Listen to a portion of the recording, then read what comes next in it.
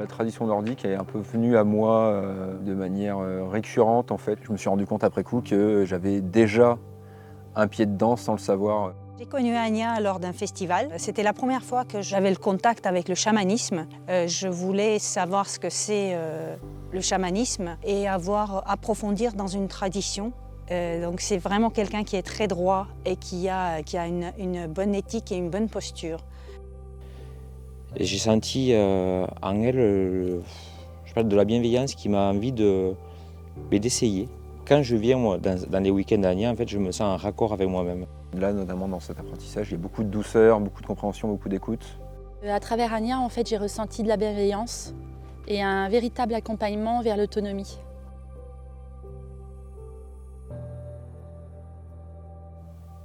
C'est assez libre, ouvert, ça correspond à la sensibilité de chacun. Les filtres sont respectés en fonction de chaque personne, donc là c'est selon une tradition nordique, mais c'est tout à fait accessible à des personnes qui ne sont pas dans la tradition nordique pour pouvoir suivre cet enseignement. C'est qu'elle est respectueuse de nos intuitions, de notre essence personnelle, et en plus elle le fait sans jugement.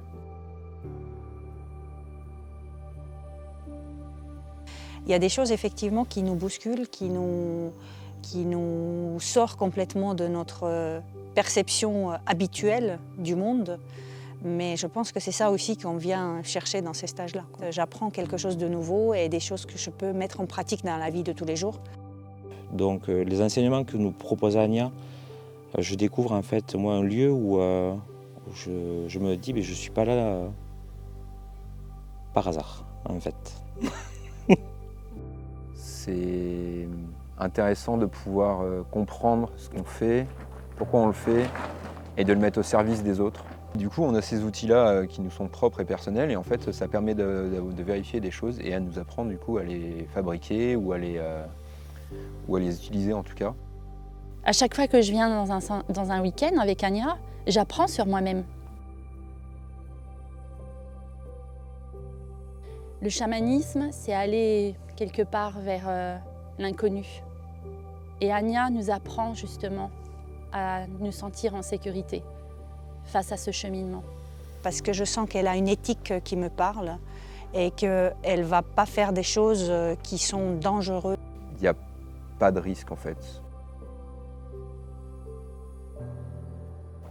Ce groupe, moi je dirais que c'est un peu une seconde famille. C'est un groupe, on est bienveillants les uns des autres. On est protecteurs les uns des autres.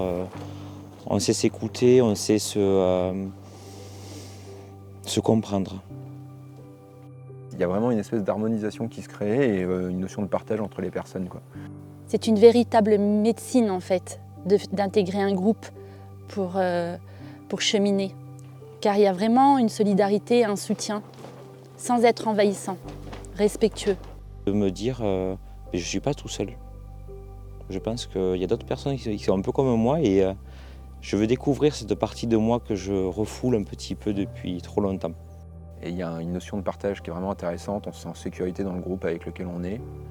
C'est une famille en fait, c'est tout simplement une famille.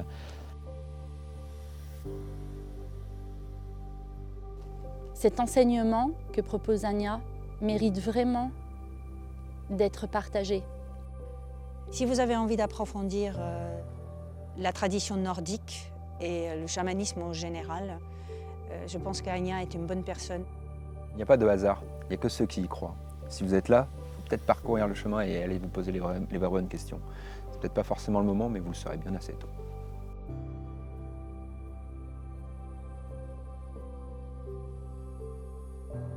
Et surtout, on fait d'excellents repas. Des fois, on se demande si les stages ne sont pas culinaires.